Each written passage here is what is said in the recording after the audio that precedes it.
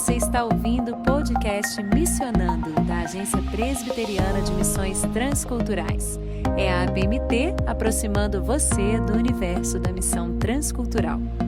Você encontra o nosso podcast nas principais plataformas de áudio. É só seguir, curtir e compartilhar.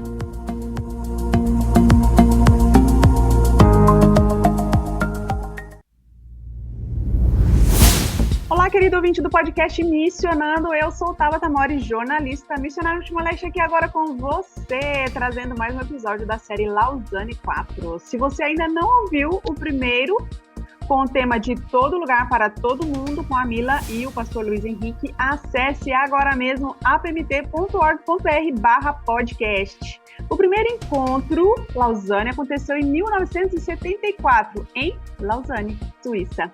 Cidade que acabou dando nome ao movimento, especialmente por causa da influência do Pacto de Lausanne. Se você ainda não conhece esse documento, dá um Google, ou eu também vou deixar o link aqui embaixo na descrição do podcast.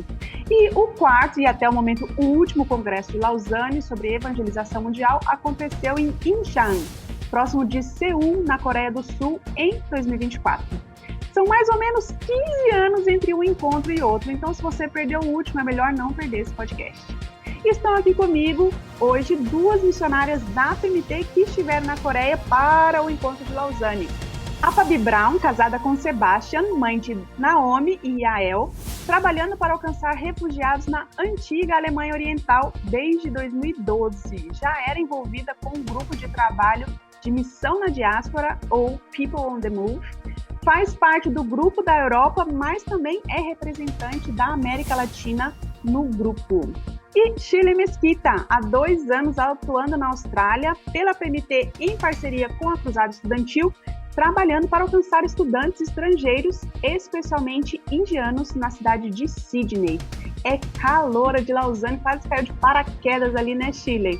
Mas agora já está envolvida com um grupo local de trabalho de alcance de imigrantes na Austrália e Nova Zelândia. Bem-vinda, Fabi. Bem-vinda, Shirley. Olá! Olá, obrigada, Fabiana. Prazer estar participando aqui com vocês. É isso aí, querido. Fica comigo e vem curtir um pouquinho mais de Lausanne 4.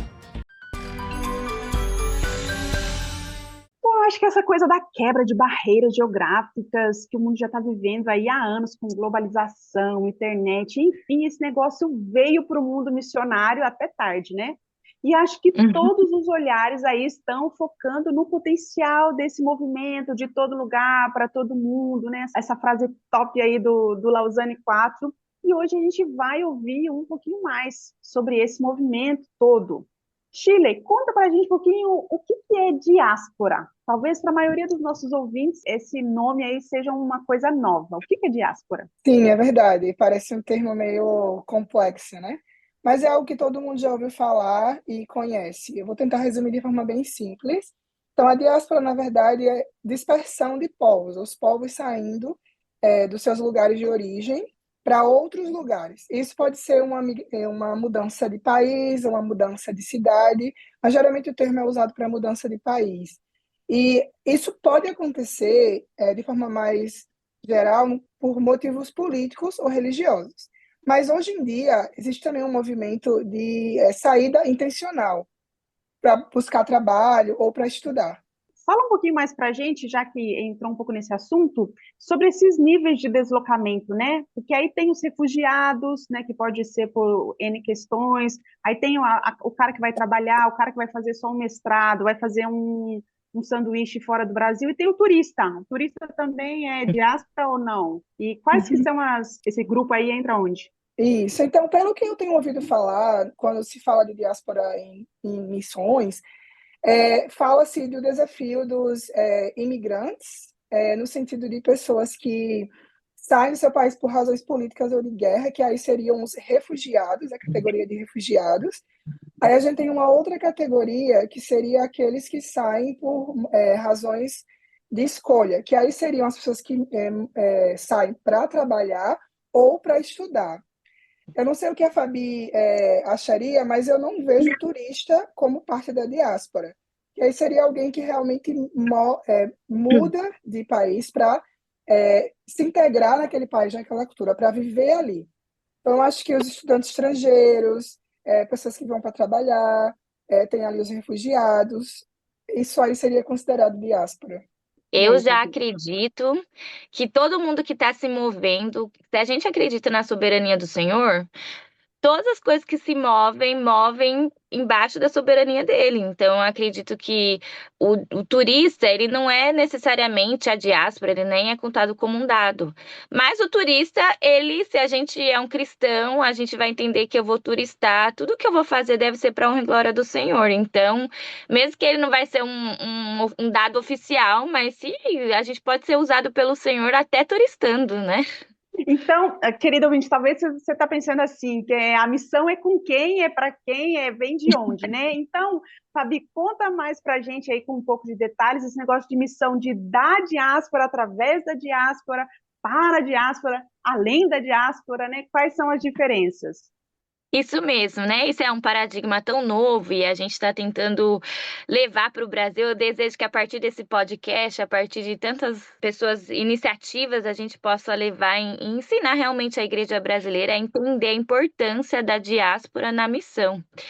A primeira coisa, a gente precisa entender que as pessoas que elas estão se movendo, elas estão saindo do país, da cidade natal delas, elas precisam conhecer a Cristo. Então, missão para a diáspora. A diáspora precisa ser alcançada. E aí a gente então vê que tem pessoas que elas saíram, né? Muitos cristãos perseguidos, a gente vê que tem um dado muito grande, um número maior, porcentagem maior de pessoas em movimento do mundo são os cristãos. Então, missão com a diáspora. Se a pessoa que ela está saindo da cidade dela, a gente pode usar ela como uma força missionária para alcançar outros, né? Missão com a diáspora. Então, eles alcançam as pessoas os familiares, os amigos, as pessoas que eles trabalham, missão com a diáspora. E aí a gente tem um termo, e isso é algo muito novo, e esse é um dos maiores paradigmas que a gente precisa de treinamento, que a gente precisa de conscientização, que é a missão além da diáspora, por exemplo. A diáspora que ela está saindo do país dela, ela está entrando em outro país, ela pode alcançar aquele país, mas ele também pode alcançar as outras diásporas que estão naquele país, né? Então, missão além da própria diáspora, além da comunidade brasileira, além dos ucranianos alcançando outros ucranianos mas missão os ucranianos alcançando turcos. Imagina que lindo que é isso. Deus está movendo pessoas no mundo inteiro e é lindo ver isso e fazer parte desse movimento também. Você busca informação, vocação e missão em um só lugar? Então ouça o podcast Missionando, que traz até você entrevistas e bate-papos sobre os desafios e as oportunidades da obra missionária. A gente conecta você e sua igreja ao campo missionário, através dos projetos desenvolvidos nos 5 continentes pela Agência Presbiteriana de Missões Transculturais. Você ainda acompanha nossas séries especiais com informações sobre a igreja perseguida, biografias missionárias, testemunhos impactantes e muito mais. O Missionando está nas principais plataformas de áudio, como Spotify, Deezer, Google Cast, Apple Casts, Amazon Music, Overcast, Pocket Casts, Rádio Public e outras mais. É só ouvir, curtir e compartilhar. Podcast Missionando é a APMT aproximando você do universo da missão transcultural.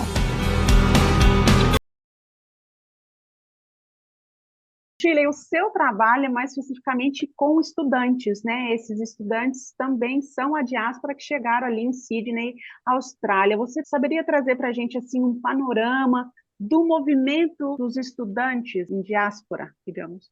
Sim, então os estudantes estrangeiros, eles são uma estratégia muito especial de missões, né? Nesse sentido da diáspora. Então, de forma geral, a gente tem ali estudantes que vêm de países, por exemplo, da Janela das 40. Então, atualmente, os países que mais enviam estudantes para fora, que depois eu vou falar um pouquinho quais países recebem, mas aí os que enviam são China, que é um país bem fechado, com muita perseguição. Índia está em segundo lugar dos países que mais enviam estudantes para estudar fora da Índia. China, Índia, e aí a gente tem um conjunto de outros países, como, por exemplo, Nepal, Vietnã, Paquistão, a gente vai ter também ali muitos países da região do Oriente Médio, como, por exemplo, a Arábia Saudita, inclusive o Irã tem enviado estudantes, mas o top ali está China e Índia. E os países que mais recebem esses estudantes são Estados Unidos, temos ali na Europa Inglaterra, França, e aqui na Oceania, Austrália. E a Austrália está, inclusive, em segundo lugar, ela só está atrás dos Estados Unidos em receber estudantes estrangeiros. E a maioria dos que vêm para a Austrália são chineses e indianos. Então, a gente trabalha com esses dois grupos de forma mais específica. Quer falar, Fabi? Pode falar. Só para que oportunidade, né? Que a Shirley tem. Incrível. Gente, que privilégio. Sim. E, Fabi, de forma mais geral, assim, você saberia trazer algum dado assim por exemplo, quem está se movendo? Seriam os estudantes? Seriam o maior grupo em movimento? Ou seriam refugiados? Você falou, né, que os cristãos, em questão de religião, são o maior número, né? Qual que é esse panorama Isso mais amplo mesmo. aí? A gente tem hoje 281 milhões de pessoas em movimento, em diáspora, saindo de forma do seu país natal, assim, da sua cidade natal. 281 milhões de pessoas. E aí a gente pensa, né? Muita gente fala, é muito muçulmano, mas na verdade 47% são cristãos em movimento. Certo que são muitas pessoas da América Latina, né? Que vão para os Estados Unidos. Mas até na Europa, 48,9 milhões são cristãos. É um número muito maior do que de muçulmanos, que as pessoas pensam. 15,9% são de muçulmanos, né? Então, às vezes a gente não consegue entender, né? A gente vê na mídia, principalmente, né? Muita coisa assim acontecendo, e isso não é verdade. Tem alguns estudos e pesquisas que mostram que a gente tem mais pessoas cristãs em movimento do que muçulmanas. Então, a gente pode ver Deus, o evangelho só foi expandido através das pessoas em movimento. Eu gosto muito do versículo de Atos 8,4, que fala, as pessoas que elas foram dispersas por causa da perseguição, elas iam pregando e testemunhando e falando do evangelho, né? Os que foram dispersos iam por toda a parte pregando a palavra. Então, imagina se a gente tem desses 281 milhões, 47% cristãos, imagina o potencial que a gente tem. Se cada um falar de Jesus, pregar a palavra, como que a gente podia, a ideia do Lausanne, né? Que a gente acelere a evangelização mundial. Então, a gente precisa usar a diáspora como uma força, porque tá aí um potencial que a gente tem. A gente precisa pensar que a obra do Senhor, a expansão do evangelho é enorme, a seara é gigante. A gente precisa clamar por mais trabalhadores e usar e treinar essas pessoas, oferecer treinamento, recursos. E a gente, né, a gente precisa olhar e capacitar essas pessoas que estão em movimento e treinar.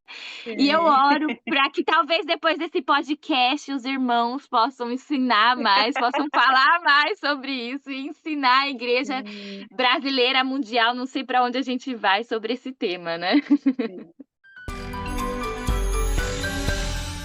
Ô, Fabi, no caso, você trabalha com refugiados, então os seus foram e ficaram. Mas, Chile, para você fica um desafio, porque os seus são estudantes. A ideia é que eles voltem, né, para a Índia. Então, pensar aí num treinamento, como capacitar esse povo que é cristão ou que está se convertendo para voltar para a Índia, talvez, capacitados, né? Já pensaram sobre isso? Teve alguma ação nesse sentido lá? Sim, é verdade. Então, o ministério que eu desenvolvo com os estudantes, isso faz parte da nossa estratégia de trabalho. Então, a gente tem 3 etapas, que a gente chama de ganhar, edificar e enviar. Então, todo estudante que a gente se conecta, o foco a gente quer conectá-los com Cristo, se eles não forem cristãos, né? A gente quer edificar, ou seja, discipulá-lo, conectá-lo a uma igreja, para ele crescer na fé, mas o desafio está completo se a gente também focar na parte 3, que é o enviar. Então, a gente já conhece o estudante buscando ensiná-lo e treiná-lo, formá-lo como líder e ajudá-lo a ter essa visão de que quando ele voltar para o seu país, A maior parte deles não vai ser missionário, não vai ser pastor, ele vai entrar na força de trabalho. Então, a gente treina esse estudante para ele saber como se conectar com outras pessoas que não são cristãs, quando eles voltam para o seu país, e também que ele possa ser um instrumento para a igreja local e os missionários locais. Então, imagina, se você vai para um lugar fechado, e os estudantes que vêm para cá, muitos deles vão ser pessoas influentes na sociedade. Então, eles Uhum. precisam voltar com essa visão de que eles podem se conectar com o missionário ou com a igreja e dar suporte, mas também ele vai alcançar lugares na sociedade, no mercado de trabalho, que ali o missionário local ele não conseguiria, né? Então, nesse Uhum. sentido, sim, a gente faz esse trabalho, mas eu acho que, como a Fabi estava falando, e eu concordo com isso também, e seria muito interessante que a igreja local pudesse ter essa visão também, né, de Uhum. capacitar e as pessoas que estão indo morar em outros países. Porque se você vai para lugares como a Europa, até a Austrália mesmo, o número de cristãos é muito pequeno atualmente, né? Então, você ter brasileiros que vêm para cá e eles vão ser um suporte para a igreja local é algo que pode ser muito significativo para a evangelização desses países, sobretudo considerados hoje em dia como pós-cristãos, né? Uhum. Vocês que estão na igreja, a igreja, no caso, está recebendo, a igreja de vocês está recebendo essa diáspora, né? Os refugiados, os estudantes estrangeiros. Qual que seria o principal desafio, né, para receber esse movimento aí? Vocês acham que o quê? Uma visão, talvez... o que vem na minha cabeça, né? Ah, eles que aprendem inglês, eles que aprendem alemão, né? Assim, qual que é a visão da igreja? A visão, como que a igreja está recebendo essa diáspora? Quais os principais desafios que vocês percebem para a igreja local? A igreja precisa entender, né, o papel dela no mundo hoje. A gente vive num mundo que, na verdade, ele é intercultural. A gente não tem, a maioria dos lugares, dos centros, a gente não tem mais só uma cultura. A gente está vivendo essa mudança que são várias culturas vivendo no mesmo lugar. Como que eu vou alcançar essas pessoas, né? A gente fala na comunicação do evangelho, de uma maneira que o chinês vai entender, que o indiano vai entender, que o iraniano, que o afegão vai entender. Como que eu vou comunicar dessa forma? Eu não sei falar árabe, eu não sei falar afegão. Eu precisaria aprender umas 70 línguas para eu poder alcançar o povo que eu alcanço. E a maioria que chega aqui para mim como refugiado não fala alemão. Então, o que eu faço? Eu abraço, eu acolho, eu dou comida, eu cuido dessas pessoas e eu dou risada, então eu demonstro amor. Então, se nós formos conhecidos como amor, se a gente levar, entender mesmo que a Bíblia fala para a gente acolher o estrangeiro, a gente acolher a viúva, o órfão, né? A gente vai demonstrar. Então, esse acolhimento eu acho que faz muita diferença. Aqui uma das estratégias é sim, né? Eu ensinar a cultura alemã, ensinar a língua alemã para as pessoas, mas principalmente demonstrando Cristo a elas. Acho que aqui na Austrália, especificamente em Sydney, é uma cidade muito cosmopolita, assim, tem gente de todo lugar, né? Mas ainda assim existe muito essa dificuldade do etnocentrismo. Aqui o que acontece tem muitas igrejas culturais. Então aqui tem igreja de chinês, tem igreja da Indonésia, tem igreja de coreano. Então, infelizmente, mesmo numa realidade como o Sydney, que tem muita gente de muitos países, ainda tem essa dificuldade das pessoas integrarem as culturas na igreja local.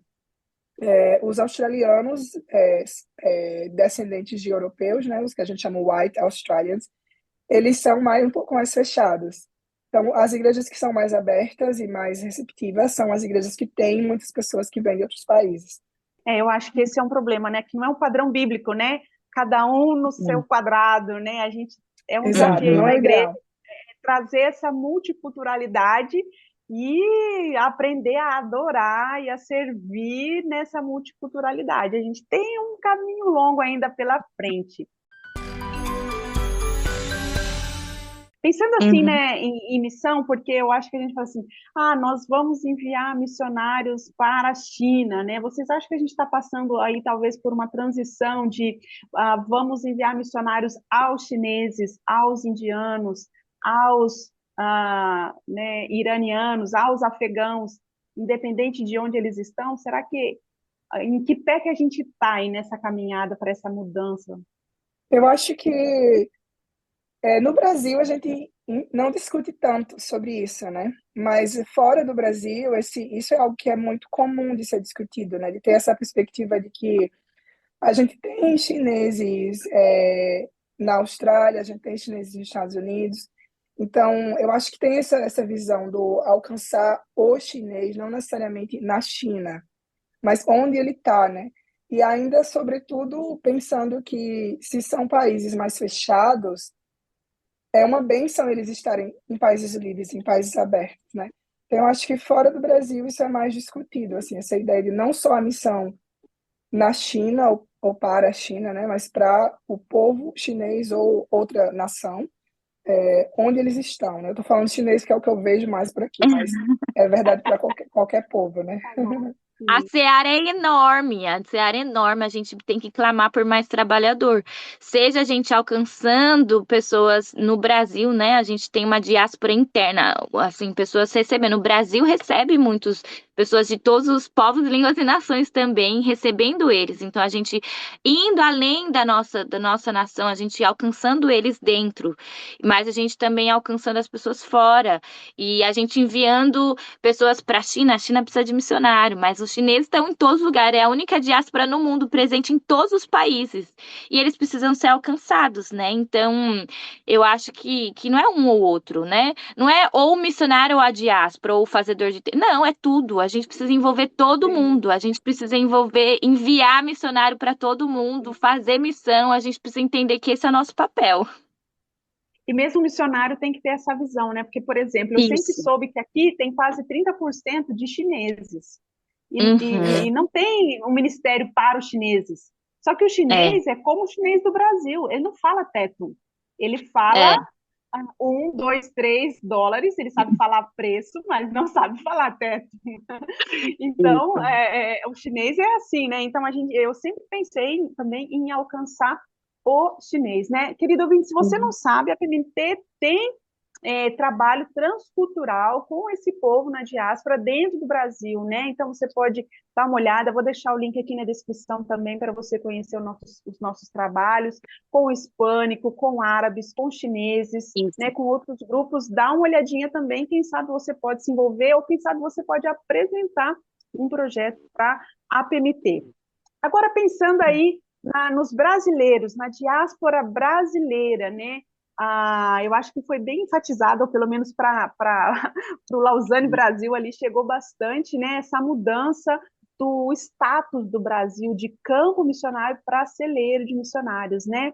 Então, qual a Uhum. realidade, qual o potencial da diáspora brasileira aí na obra missionária? Eu fiquei muito feliz também que lá no Lausanne a gente conseguiu os catalistas da rede de diáspora. Eles reuniram a delegação brasileira e eles falaram, gente, a diáspora brasileira tem um potencial muito grande. Pensem, olhem Brasil para a sua diáspora. Para as diásporas internas, para as pessoas que estão no Brasil. O Brasil tem se tornado um celeiro, recebendo muitas pessoas. Mas a diáspora brasileira, é muito difícil a gente ter dados concretos, a gente é 4,8 milhões oficialmente de pessoas saindo do Brasil. O nosso movimento missionário, segundo a AMTB, que é a Aliança de Missões Transculturais, a gente 25 mil talvez esse ano, né? Então, pensa, Missionários, né? há 24 mil missionários, missionários 25 oficiais mil. como a gente. Então, imagina, Sim. se a gente alcançar aquela ideia de missão para a diáspora, com a diáspora e além da diáspora, imagina se a gente usar esse potencial que a gente tem, a gente pode alcançar muitas pessoas. A gente pode usar essa força que a gente tem como um instrumento missionário, para que as pessoas testemunhem, discípulos de Cristo fiéis, testemunhem e deem frutos, né? Eu tenho observado aqui, há uns 10 anos eu tenho refletido sobre os brasileiros que chegam aqui na Alemanha, né? A gente hoje na Europa, a gente tem a segunda maior região que recebe brasileiros, 1.500.000 brasileiros, mais ou menos, a gente tem aqui. Então, a gente refletindo sobre isso, eu tenho visto que muito brasileiro crente sai do Brasil crente, aí chega na Europa, aí eles dizem, aqui é diferente, secularismo e tantos os ismos que existem aqui, e principalmente não tem muita igreja forte, né, bíblica.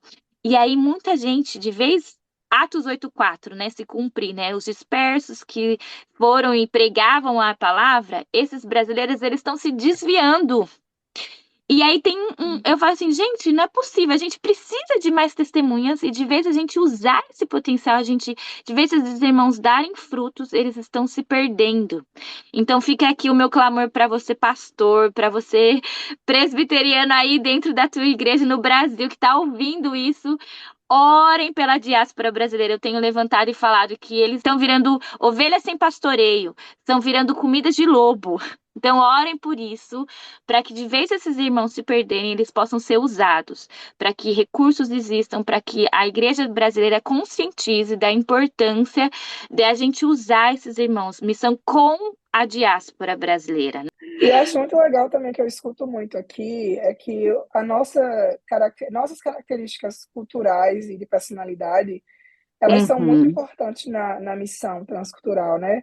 Primeiro porque o brasileiro ele não está envolvido em muito atrito político mundial, né? Então as pessoas elas gostam dos brasileiros, elas como conectam a gente com o futebol, com a alegria, a gente não está muito envolvido em dramas políticos e de guerras e nesse sentido, né? Então a gente está meio que neutro ali, a gente é mais aceito em vários países. O nosso passaporte, brasileiro acha que o nosso passaporte é fraco porque a gente só quer pensar em Estados Unidos, mas a maior parte dos países da Ásia e da África e do Oriente Médio, o brasileiro não precisa de visto, né? Então a gente tem essa facilidade, a gente é um povo mais flexível, a gente é um povo mais acostumado a tirar leite de pedra, né? Então criar estratégia sem ter muito recurso, que é algo muito importante. A gente é muito caloroso, então a gente é muito relacional, que a maior parte das culturas do mundo são mais relacionais. Então, a gente traz com a gente essas características que Deus nos deu por termos nascido brasileiros. E isso é muito importante no reino, na missão transcultural, né? Então, eu acho que uma coisa legal que encorajaria a igreja, né, é treinar as pessoas que estão saindo do Brasil para ir para fora, para eles virem com essa visão, né, de que eles são instrumentos de Deus, são pessoas que podem alcançar as nações onde eles estão indo, né? Eu lembro também de uma experiência, uma vez em Viçosa também, que um casal estava indo para a Alemanha, inclusive, para fazer mestrado, doutorado, não lembro, e nós tivemos um momento ali de envio, de orar eles como instrumentos do Senhor na Alemanha para fazer discípulos e tudo mais, né? E teve esse momento, não foi assim, né? Tipo, mas foi igual o nosso curso, talvez, de envio missionário, né? Eu achei muito, muito massa. Mas você, querido ouvinte, saiba que o seu passaporte é muito bem-vindo em 174 países. Você tem entrada, o nosso passaporte é muito forte. Então, aproveite, se veja como instrumento do Senhor aí, indo para onde você for. Está em movimento? Seja em movimento movimente-se, né? Para a glória de Deus, para fazer discípulos, né? A grande comissão é indo, faça discípulos. Então, querido ouvinte, você está indo, faça discípulos, né? Por onde você estiver andando aí. Fabi, Shirley, muito obrigada. Gente, daria para conversar, parece que horas, né, sobre isso. Muito gostoso ouvir vocês, mas a gente tem que encerrar o nosso podcast. Muito obrigada. Quiserem deixar aí um último desafio para o nosso ouvinte, pode falar. Eu sou muito grata por esse privilégio. Obrigada, Tabata. Obrigada, equipe da PMT. E meu encorajamento é, gente, isso mesmo. Aqueles que estão em movimento vão e preguem a palavra por toda parte, conforme Atos 8:4. Obrigada também por me convidar. Foi muito legal ter esse bate-papo com você sobre esse tema tão importante. Eu acho que meu encorajamento é que a igreja possa estar orando e criando estratégias para mobilizar e envisionar, né, os brasileiros que saem para morar no exterior. É isso aí, querido ouvinte. Fica o desafio e a oportunidade para você. Se você perdeu Lausanne, você pode dar uma olhadinha ali no Instagram, Lausanne, com 2 N's, @Lausanne_Brasil. Dá uma olhadinha lá no Instagram. E, claro, quer saber mais sobre o que a gente tem falado aqui no podcast Missionando, quer ouvir o primeiro episódio dessa nova série também, Lausanne, apmt.org.br/podcast. Eu sou Tabata Mori e fico aqui agora com você. E este foi o podcast Missionando, uma produção da equipe de comunicação da APMT, sob coordenação de Kleber Macedo, produção e locução de Jussi Heredes, Lucila Ribas, Nilceia Parisi, Raquel Henrique e Tabata Mori. Edição, Vanessa Espinhosa.